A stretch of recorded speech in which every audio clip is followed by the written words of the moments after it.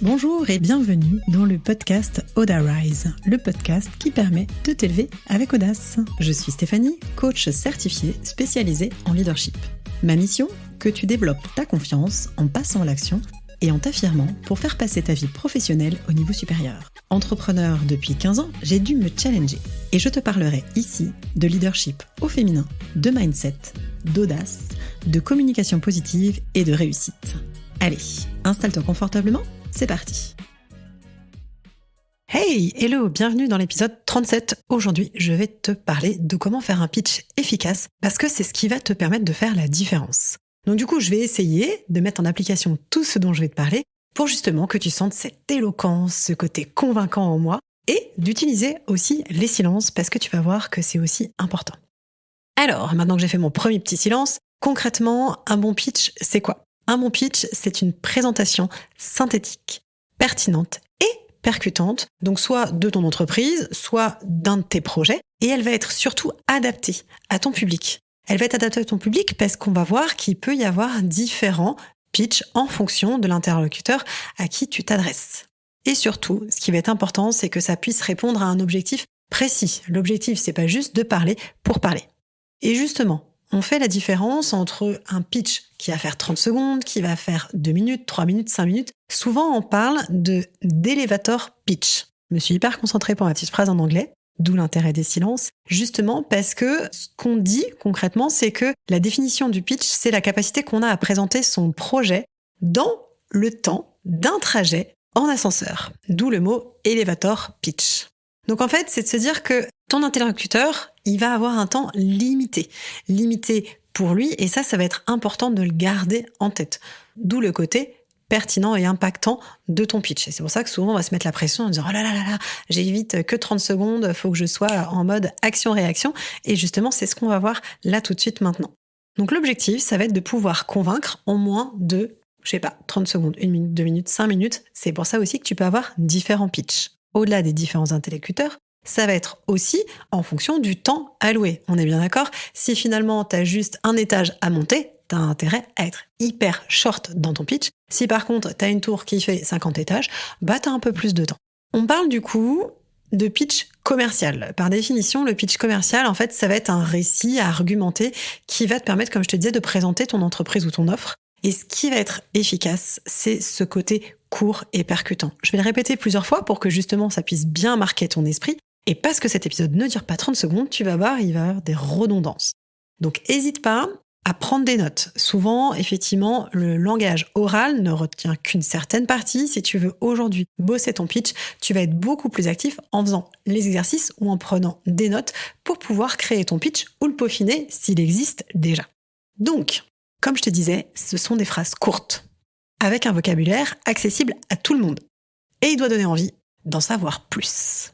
Donc en fait, ça va être nécessairement, pour toi, une priorité de rester focus. Ton objectif principal, ça va être de marquer les esprits. De chercher effectivement à convaincre, mais pas à convaincre d'acheter, à convaincre de l'intérêt déjà de ton projet ou de ta proposition. Retiens bien, mon objectif, c'est de marquer les esprits et c'est de susciter l'intérêt. Ton pitch, en fait, ça va être la porte d'ouverture vers d'autres échanges ensuite. Donc du coup, pour être efficace, tu vas devoir capter l'attention avec ton pitch et il est bon, du coup, d'intégrer l'audience, donc la personne que tu as en face, à ton propos. Tu parles de toi, effectivement, et de ton projet, mais tu dois surtout retenir que tu es tourné vers eux et vers les bénéfices que cela va apporter à la personne à qui tu t'adresses. C'est vraiment cette partie-là qui va faire la différence. Parce que si c'est juste pour se dire pendant 30 secondes, je vais parler de moi, de mes qualités, de mes défauts, de ce que j'ai fait, de machin, la personne en face, elle se dit ok, cool, ça m'a occupé le temps de l'ascenseur, mais concrètement, je n'ai rien à faire. Donc c'est vraiment être focus aussi sur cette notion de bénéfice, de solution.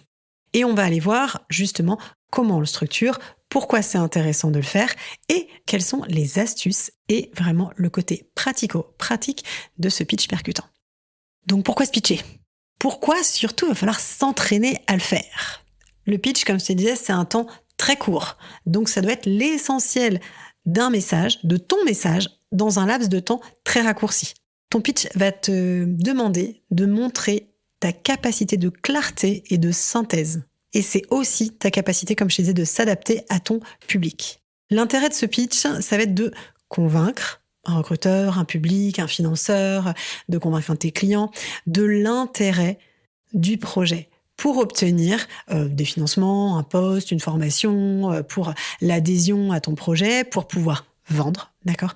Mais pour y parvenir, ce qui va être important, ça va être de réfléchir au message que tu veux faire passer. Et ça nécessite du coup d'aller structurer ton discours et t'entraîner.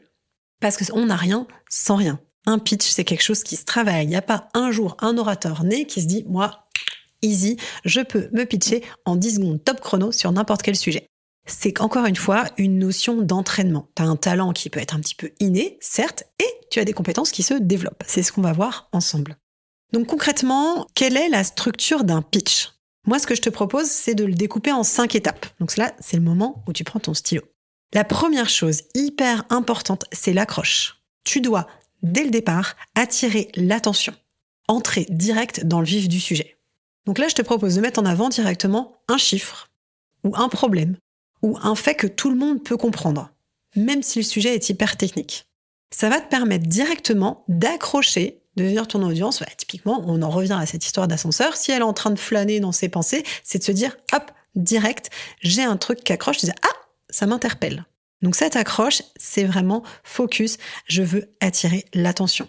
Un chiffre, un problème ou un fait. Deuxième étape, ça va être la promesse. Là, tu vas parler de ta valeur ajoutée. Pourquoi toi ? Pourquoi ton produit ? Pourquoi pas un autre ? Ok. Et troisième étape, c'est le bénéfice. C'est-à-dire que tu as évoqué du coup dans l'accroche ou dans la promesse le problème. Là, tu vas dans cette troisième étape parler de ta solution, de ce que tu vas apporter, de comment la personne va se sentir. Qu'est-ce que ça va permettre très concrètement ? Et ensuite, quatrième étape, tu peux parler là du coup des détails de ton offre. Et elle doit rassurer, te rendre légitime. C'est-à-dire, c'est le moment où tu peux aussi mettre en avant ton expertise, où tu vas être clair et synthétique sur ton offre. Là encore, l'objectif n'est pas de saouler ou d'abreuver de paroles, c'est de faire du concis, clair et percutant. Et dernière étape, c'est celle de l'engagement. C'est celle où ça va donner de la perspective, où tu vas engager et inspirer. C'est-à-dire, tu reparles à nouveau, enfin, toujours, des résultats attendus, du bénéfice. Et tu peux ouvrir sur une question. Mais qu'est-ce qui va en faire un pitch percutant ? Une fois que tu as ces étapes, que tu vas construire, que tu vas remplir étape par étape, ce qui va être important, comme je te disais, ça va être d'aller le travailler. Donc ça va être de poser noir sur blanc les différentes étapes, ce que tu vas construire pour pouvoir le dire de façon percutante. Alors, souvent, ce que j'entends, c'est « ouais, mais bon, alors, si je le bosse, j'aurai l'impression de réciter un texte, je vais être pas spontané, etc. » Non, en fait, ce que je te demande, c'est de travailler dessus.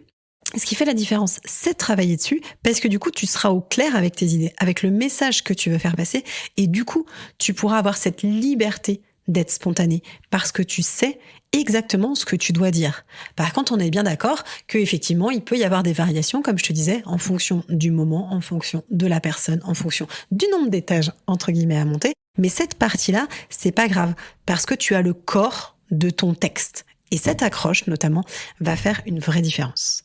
Je le sais parce que moi, je l'ai fait 1000 fois et je me suis plantée plein de fois. À chaque fois, je me dis merde, j'ai oublié de parler de ci, j'ai oublié de parler de ça. Parce qu'avant que je le pose noir sur blanc, c'était compliqué pour moi de me rappeler quelles étaient les différentes étapes, quelles étaient les accroches. Mais donc, ça va être vraiment important de le construire parce qu'après, une fois que tu l'auras construit, tu vas pouvoir t'entraîner. Le but du jeu, dans ce pitch, c'est de s'entraîner à le faire, le refaire, le refaire. Ok ? Plus tu vas le faire et plus ce sera facile. L'expérience va forger ton talent. Et tu peux commencer au départ à le faire devant ton miroir tout seul, t'enregistrer avec ton téléphone, tu peux le faire devant des potes, tu peux le faire devant des personnes où il n'y a pas d'enjeu, mais juste t'entraîner. T'entraîner, t'écouter, te faire des feedbacks. Ce qui va être important, c'est les petites astuces que je vais te donner qui vont faire la différence. La première, pour réaliser un pitch percutant, ça va être effectivement d'être sérieuse. Donc ça te demande, comme je te disais, du boulot de structuration en avant, mais pas trop. Parce que même sur une courte période, tes interlocuteurs vont forcément avoir des moments où l'attention va faiblir. Donc ce qui est hyper intéressant dans ton pitch, c'est si tu arrives à trouver des anecdotes, une information qui va être surprenante, ou des phrases courtes, imagées, des punchlines, quelque chose qui va être facile à retenir et qui va te permettre de casser le rythme.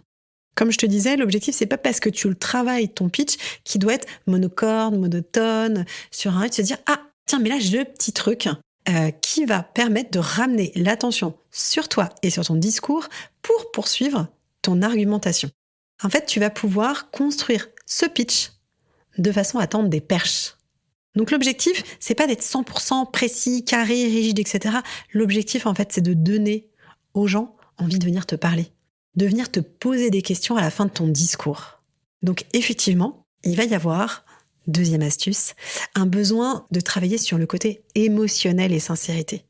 Avant tout, le pitch, c'est quelque chose auquel tu crois. Quelque chose auquel tu crois. Quelque chose qui va parler de toi avec authenticité, avec éloquence aussi, et je vais y revenir.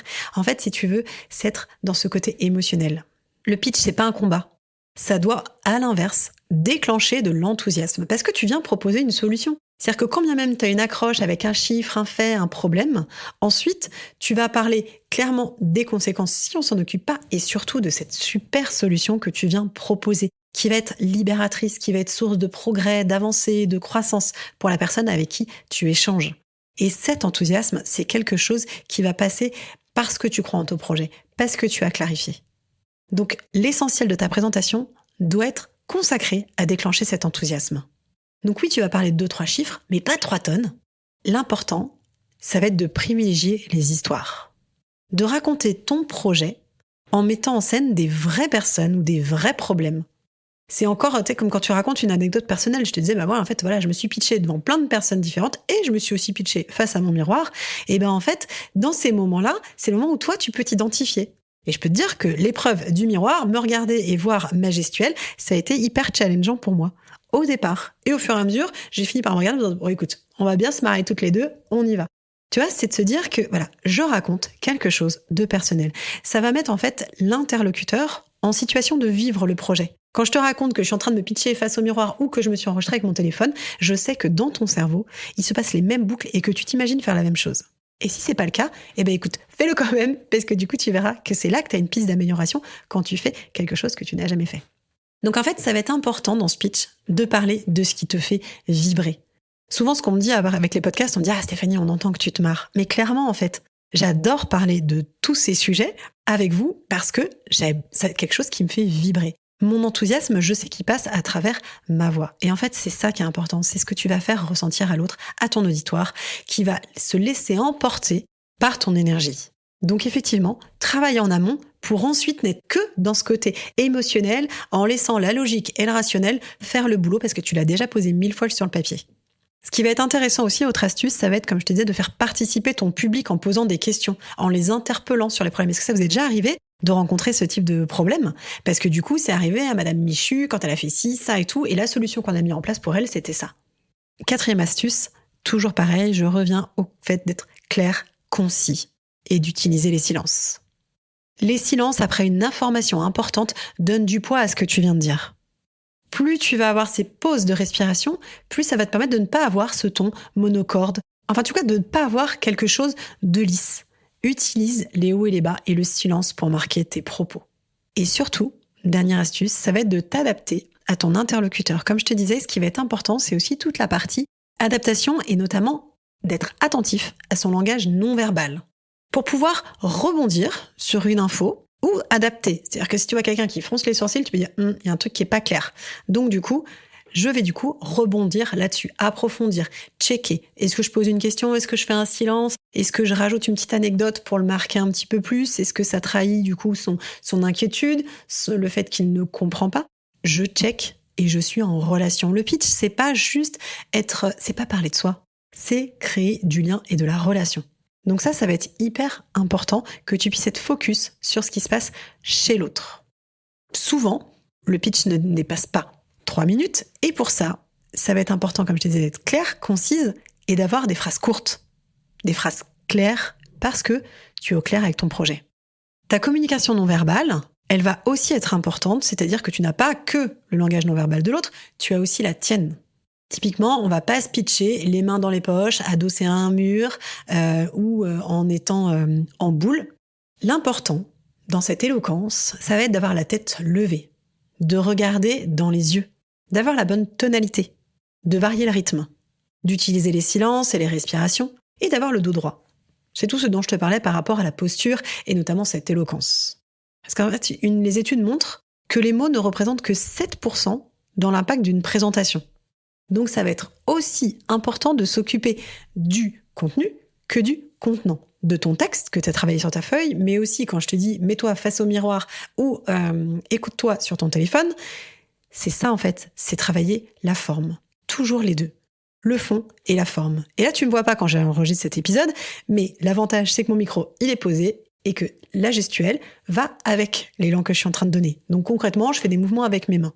C'est hyper intéressant parce que dans ce langage non verbal, dans le choix de ta gestuelle, ça va être important qu'elle soit large, qu'elle soit ouverte, d'avoir une posture qui soit ancrée, engageante.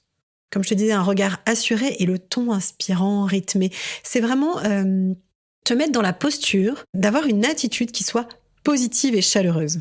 Alors après, donc tu ne me vois pas avec mes mains, mais clairement, si je faisais trop de gestes avec mes mains, ça couperait le propos. Donc en fait, c'est hyper intéressant comme exercice, effectivement, de l'écrire sur ta feuille blanche et ensuite de te regarder ou de te filmer. Parce que tu vas te rendre compte. Est-ce que j'ai des tics de langage? Est-ce que j'ai... d'accord, alors, toujours, toutefois. Quand tu as des mots qui reviennent, c'est pareil, tu peux étudier.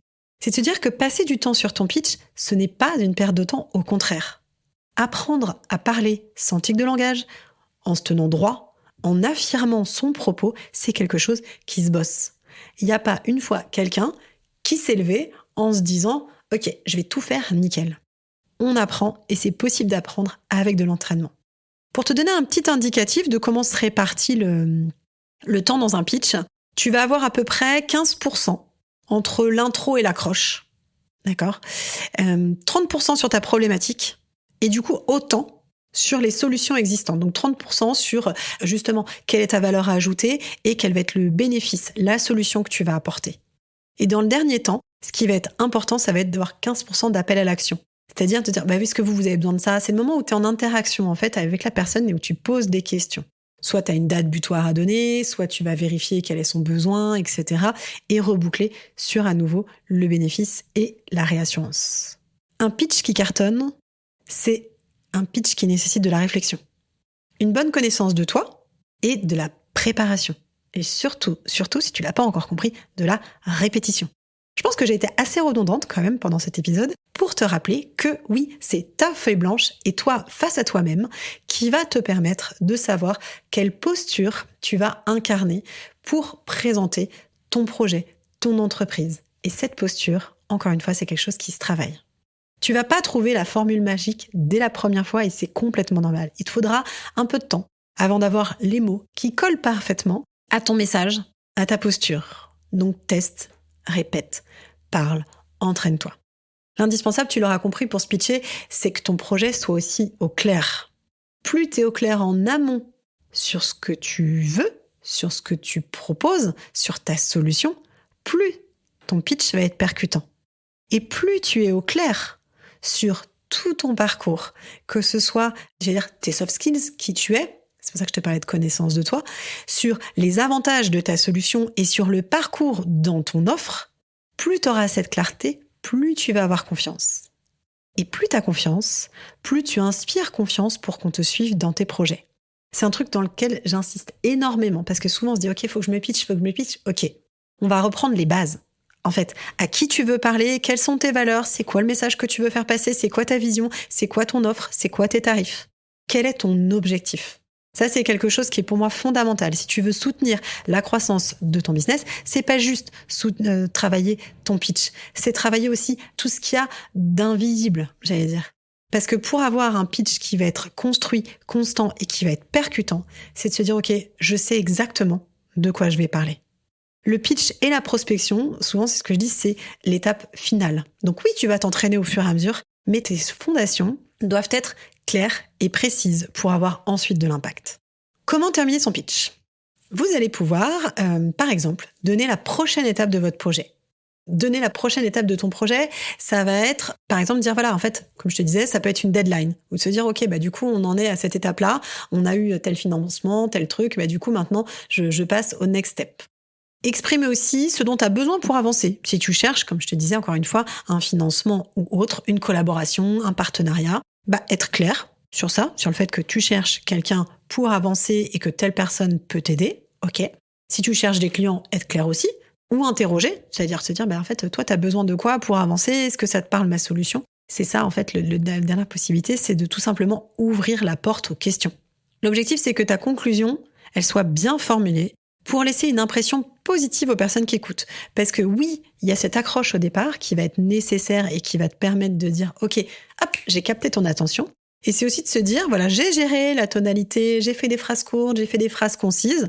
Maintenant, c'est quoi la dernière impression que je vais laisser? Donc, terminer ton pitch, c'est intéressant, justement, pour marquer les esprits et terminer sur une bonne note.